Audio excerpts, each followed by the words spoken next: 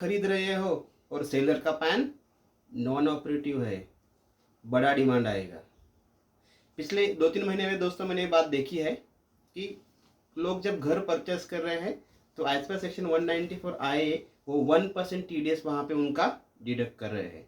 लेकिन जब वो TDS डिडक्ट करने के बाद में गवर्नमेंट अकाउंट को पेमेंट किया जा रहा है bye filing the form 26QB, लेकिन उस टाइम पे वो इस बात का ध्यान नहीं दे रहे हैं कि सेलर का पैन ऑपरेटिव है या इनऑपरेटिव है। पैन कब इनऑपरेटिव बनता है? जब वो आधार से लिंक नहीं होता है।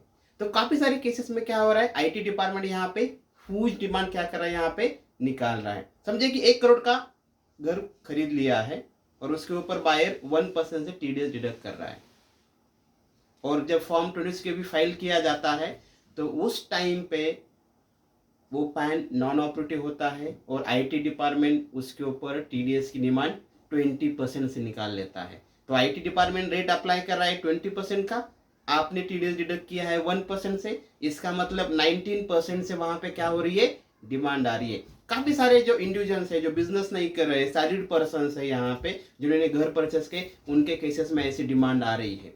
तो आपको क्या प्रिकॉशन लेनी है?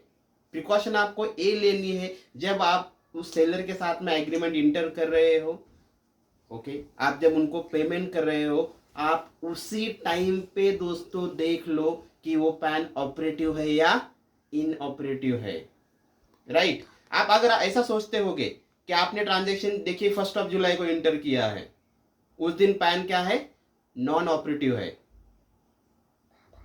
तो आपको TDS 20% से करना पड़ेगा, ना कि 1% से, राइट। आप सोचते होगे कि बाद में चलो आधार को पैन लिंक किया तो क्या ये 20% की डिमांड चली जा सकती है? उसका आंसर नो है। तो इसीलिए at the time of transaction, at the time of deduction, आपको ये बात चेक करनी है कि वो पैन ऑपरेटिव है या इनऑपरेटिव है। इनकम टैक्स डिपार्टमेंट ने E-फाइलिंग वेबसाइट के ऊपर as well as TRACES website के ऊपर वो पैन ऑपरेटिव है इनऑपरेटिव है चेक करने की फैसिलिटी दी है। Thank you.